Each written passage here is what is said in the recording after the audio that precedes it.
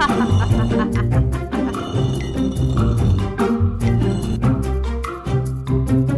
गांव में एक परिवार रहता था जिसमें सुरेश, उसकी पत्नी कुसुम और उसके 3 बच्चे गोलू, भोलू और नैन्सी रहते थे। सुरेश बैग बनाने की फैक्ट्री में काम किया करता था। एक दिन फैक्ट्री में आग लग जाने के कारण फैक्ट्री के मालिक ने बहुत से वर्कर्स को फैक्ट्री से निकाल दिया, जिसमें एक सुरेश भी था। वैसे ही सुरेश अपनी आर्थिक अवस्था से परेशान था और ऊपर से नौकरी चले जाने के कारण घर की हालात भी बद से बदतर हो गए। एक दिन पूरा परिवार साथ बैठकर खाना खा रहा होता है। तब कुसुम सुरेश से बोलती है, गोलू के पापा, घर का सारा राशन खत्म होने वाला है। बस कुछ दाल, चावल और सब्जियां ही बची हैं। आप कुछ करते क्यों नहीं? सुरेश बोलता है, नैन्सी की माँ, मैं क्या करूँ, मुझे समझ ही नहीं आ रहा। कहीं कोई नौकरी भी तो नहीं मिल रही। अभी तो घर का किराया और बच्चों के स्कूल का फीस भी तो देनी है। ऐ भगवान, अगर मुझे जल्दी कोई नौकरी नहीं मिली तो हम सब सड़क पर आ जाएंगे।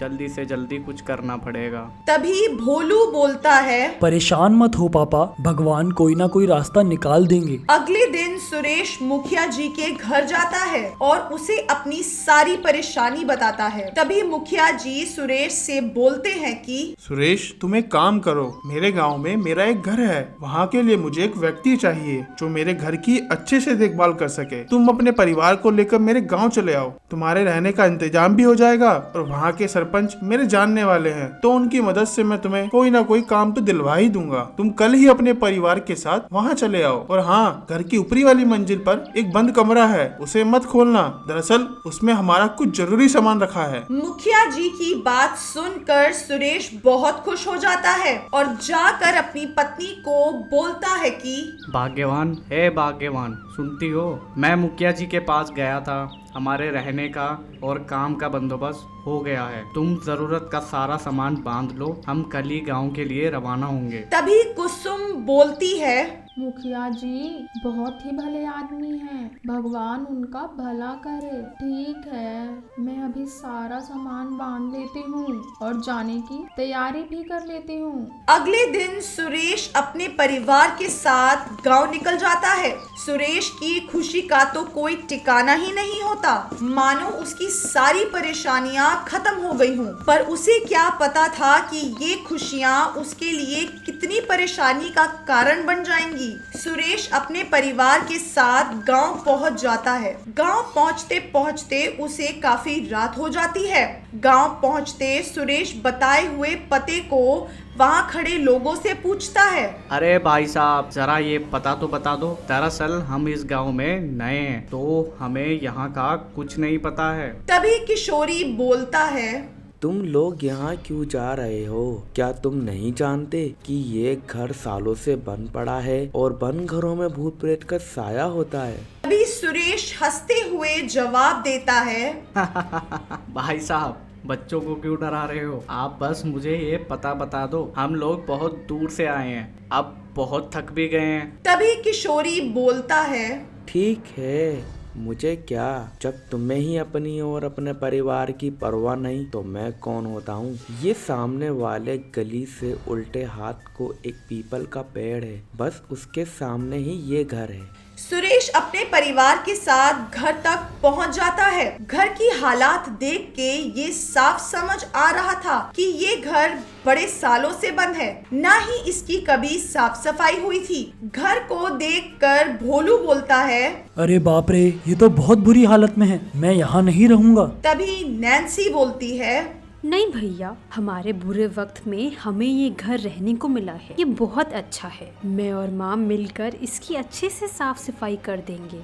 तुम देखना ये एकदम चमक जाएगा। क्यों माँ? तभी कुसुम बोलती है, हाँ बेटा, नैन्सी एकदम ठीक बोल रही हो, हम कल ही इसकी साफ सफाई कर देंगे। चलो अब अंदर चलो। जैसे ही सुरेश घर का दरवाजा खोलता है, तभी बहुत तेज तेज हवाएं चलने लगती हैं। तभी गोलू बोलता है, पापा, बाहर तो पेड़ का एक भी पत्ता नहीं हिल रहा और यहाँ इतनी तेज हवा कैसे पापा? तभी भोलू बोलता है, क्योंकि यहाँ भूत है। तभी नैन्सी हंसते हुए गोलू और भोलू के साथ खेलने लगती है। तभी नैन्सी बोलती है, अच्छा अच्छा, यहाँ भूत है, अभी देखती हूँ तुम्हें भूत। तभी खेलते खेलते नैन्सी ऊपर चली जाती है, जहाँ उसे एक बंद कमरा दिखाई देता है और नीचे जाकर अपने पिता से पूछती है, पापा ऊपर भी एक कमरा है, मैं तो उसी कमरे में रहूंगी। तभी सुरेश बोलता है, नहीं बेटा, ऊपर वाले कमरे में मुखिया जी का बहुत जरूरी सामान रखा है, इसलिए उस कमरे को हम इस्तेमाल नहीं कर सकते। आप नीचे वाला कमरा ले लो। नैन्सी उदास हो जाती है, मगर सुरेश की बात मान जाती है। कुछ दिनों तक नैन्सी उस कमरे के आसपास घूमती रहती है और एक दिन ये जानने के लिए आखिर उस कमरे में क्या है, वो उस कमरे का ताला तोड़ देती है। जैसे ही नैन्सी उस कमरे में जाती है और वो ये देखती है कि कमरे में कोई सामान नहीं होता। धूल भरा कमरा नैन्सी साफ करने लगती है। थोड़ी देर बाद नैन्सी की माँ उसे आवाज देती है और वो नीचे आती है। नैन्सी को लगता है कि अगर उसने ये बात अपनी माँ या पिताजी को बताई तो वो नाराज हो जाएंगे, इसलिए वो सबके सो जाने का इंतजार करती है। जैसे ही रात को सब सो जाते हैं तब नैन्सी ऊपर वाले कमरे में जाती है और घंटों घंटों कमरे की खिड़की से बाहर देखती रहती है। कुछ दिनों तक नैन्सी अपने आप में खोई खोई रहती है और ये बात कुसुम सुरेश से करती है। तभी सुरेश बोलता है, अरे भाग्यवान, तुम क्यों परेशान हो रही हो? यहाँ देखो ना, कोई उसका दोस्त नहीं है, तभी शायद वो ऐसे गुमसुम हो गई है। तुम आराम से सो जाओ, मुझे कल काम पर भी तो जाना है। सुरेश मुंह घुमा के सो जाता है और कुछ दिन तक ऐसे ही सब चलता रहता है। फिर एक दिन जब किचन में कुसुम काम कर रही होती है तब अचानक उसका हाथ कट जाता है। उसके हाथ से खून निकल रहा होता है। तभी वहाँ नैन्सी आ जाती है और बोलती है, अरे माँ, क्या हुआ? इतना खून बह रहा है आपका, दिखाओ दिखाओ मुझे। खून देखते नैन्सी को न जाने क्या हो जाता है और वो कुसुम की कटी उंगली से बह रहा खून चूसने लगती है। बार बार कुसुम के मना करने के बाद भी नैन्सी उसे नहीं छोड़ती। तभी कुसुम गुस्से से अपना हाथ नैन्सी से छुड़वा लेती है और नैन्सी बोलती है, अरे माँ, क्या हुआ? तुम्हारा हाथ कैसे कट गया? कुसुम को नैन्सी पर शक होने लगता है कि जरूर नैन्सी पर किसी की बुरी आत्मा का साया है। कुसुम सुरेश को सारी बात बताती है और तभी सुरेश बोलता है, अगर ऐसी बात है तो हम कल ही नैन्सी को मंदिर ले जाएंगे। कुसुम सुरेश नैन्सी को बाजार जाने के बहाने उसे मंदिर ले जाते हैं, मगर नैन्सी मंदिर के अंदर नहीं जाती, वो वहाँ से भाग जाती है। तभी सुरेश और कुसुम समझ जाते हैं कि लोग सही बोल रहे थे कि यहाँ किसी भूत का साया है। सुरेश तभी मंदिर के पंडित के पास जाते हैं और अपनी बात बताते हैं। तभी पंडित उसे एक बाबा का पता बताते हैं और बोलते हैं, मैं समझ गया, तुम एक काम करो, काली गली में जाकर काले बाबा का नाम पूछ लो, तुम्हारे परेशानी का इलाज वही करेंगे। तभी सुरेश और कुसुम बाबा के पास जाते हैं और बोलते हैं, बाबा बाबा, मैं बहुत आस लेके आया हूँ। बाबा, मेरी एक बेटी है, उस पे किसी का साया है। तभी बाबा बोलते हैं, मैं जानता हूँ सब कुछ, तुम किसी भी तरह से ये धागा अपनी बच्ची को बांध दो, वो ठीक हो जाएगी।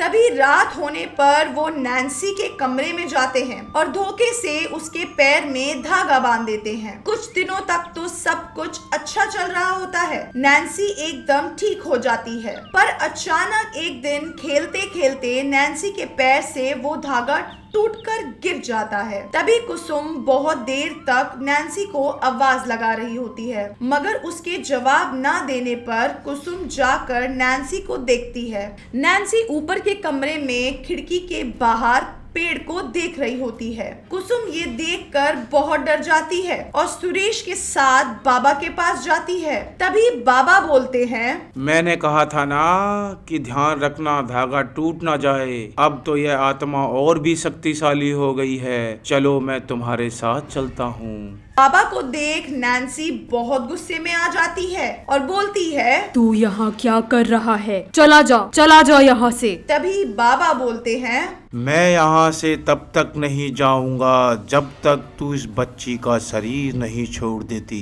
तभी चुड़ैल बोलती है, मैं इसे कभी नहीं छोड़ूंगी। जब तक मेरा मकसद पूरा नहीं होगा तब तक बिल्कुल नहीं। तुझे ये कुसुम और सुरेश लेकर आए हैं ना, देख मैं इनका क्या हाल करती हूँ। तभी बाबा बोलते हैं, क्या तकलीफ है तुझे? मैं तेरी मदद करूंगा। मुझे इंसाफ चाहिए, मेरी मौत का इंसाफ। मैं मुखिया जी की पत्नी थी और इस बात से मैं बहुत खुश थी, मगर मेरा पति बहुत लालची था। पैसे कमाने के चलते मुझे यहाँ अकेला छोड़ दिया और मैं उसका इंतजार करते करते एक दिन इसी पेड़ पर फांसी लगा के मर गई। तभी बाबा बोलते हैं, ये बहुत गलत हुआ तेरे साथ। सुरेश और बाकी सब लोग चुड़ैल की पूरी दास्तान सुनते हैं और समझ जाते हैं। तभी सुरेश मुखिया जी को वहाँ धोखे से बुलाता है। मुखिया वहाँ जैसे ही पहुँचता है तो वो बहुत डर जाता है और चुड़ैल से अपने किए की माफी मांगता है। सच्चे मन से मांगी माफी चुड़ैल को भावुक कर देती है और वो नैन्सी के शरीर से निकल जाती है और उस घर को छोड़ देती है। उसके बाद से सुरेश और उसका परिवार वहाँ हंसी खुशी रहने लग जाते हैं।